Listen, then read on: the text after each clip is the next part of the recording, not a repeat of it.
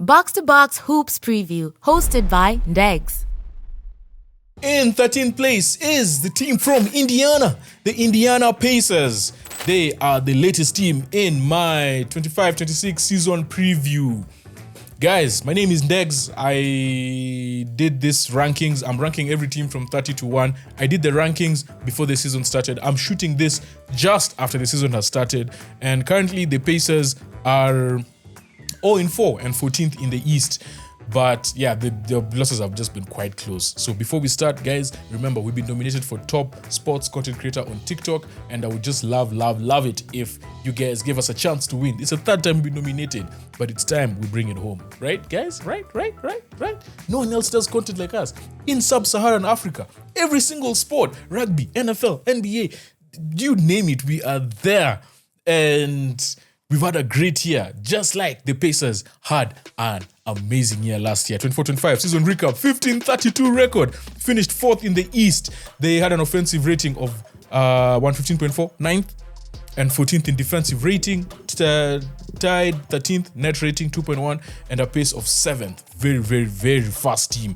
Wiseman tore his Achilles on the first game of the season after a very strong preseason, and you thought that this was going to basically derail majority of the season, but they really galvanized and came back strong.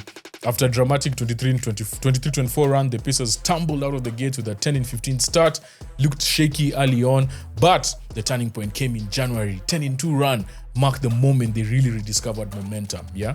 Carried this surge into the playoffs, eliminating big opponents, making noise, well coached by their coach Rick Carlisle. Their tale ended in heartbreaking fashion, obviously, facing OKC in the final, and a Game 7 Tyrese Haliburton tear basically just ended a really dope, legitimate title run. Under Rick Carlisle, the Pacers' depth, defensive identity, and team chemistry became the hallmark of their play. Like, this was just central to their entire story. TJ McConnell, oh my God, this guy was a clutch. Stepped up in a big way all through the playoffs and in the finals. Like, just amazing. And we cannot mention the Pacers last year without mentioning Pascal Siakam. This man was special. Just, he sparked several iconic comebacks. I still remember how his play against the Cavs, they knocked out the Cavs in 5. Like, there were moments where these guys could not buy a basket, and he was like, guys, I will lead you there. He would come and just knock down like mid-range jumpers, go to the free throw line. Like, he was immense. He was an all-star last season, really thrived in the mid-range, but also really improved his three-point shooting. So with everything that happened with Tyrese injury, moves were coming. I think the most surprising one was Myles Turner signing for Milwaukee as a free agent, and they also lost Thomas Bryant as a free agent. Aaron Nesmith just resigned a 2-year, $40 million extension. They drafted Cam Jones, 38th pick, and Tillon Peter with the 54th pick. And they added Jay Huff, who was traded from Memphis for a 2029 second rounder. He's a veteran center. And yeah, there's just depth that they actually need. They just don't have enough bodies there. They actually just need the depth at center. So my one big question for the Pacers is, obviously they lost Myles Turner. Can the Pacers fill a Myles Turner-sized hole with James Wiseman? James Wiseman, formerly of the Golden State, was really regarded highly, was playing well at the beginning of last season, and then just tore his Achilles, and yeah, that was that. So they really need everyone to come in and chip in, because Myles Turner was the all-time leader in blocks. He was quite unselfish, and being one of the leaders of the team, I think was the longest tenured Pacer for his time, really bought into the system, and that allows the coach to coach. It allows other stars to come in and be like, yes, we are all going the same way, right? So yeah, losing him and Hali are going to be very tough. Not great, but yeah, I feel like they can make it. Key player to watch out for this season, for me, I think is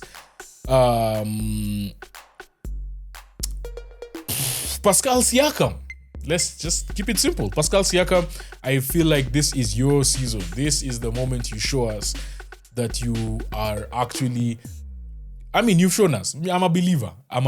I just feel like there's another level you can get to. And I feel like, yeah, you can lead this team. As the story of your seasons has been everyone ruling you out quite early. After last season, I learned to never rule out the Pacers. Even with Haliburton's injury, even with the 0-4 record, I'm not ruling them out. They are still a threatening team. So, yeah, that's my one key player. My... to watch out for. I haven't done the depth chart. Depth chart. Starting 5, Andrew Nembhard, Benedict Mathurin, Aaron Nesmith, Pascal Siakam, and Isaiah Jackson at center, who was actually also very good behind Myles Turner last year. So just jump straight into that starting role. Quentin Jackson, Ben Shepherd coming off the bench, and Johnny Fafi, 2 and 3. They can literally play the 2 and the 3, shooting guard and small forward. Obi Toppin. How can you forget Obi Toppin? Especially him playing against his former team, New York, in the playoffs. Yeah, J-Huff. We have James Wiseman as well. J-Huff is a center who's just been signed. I think he was the loan addition who was traded from Memphis. They really need depth at that center position. And then Wiseman coming off of his Achilles. Also, you don't want to put too much too soon in terms of load. Cam Jones, Talon Peter cover at point guard, shooting guard. Ray J. Dennis cover at point guard, and Tony Bradley.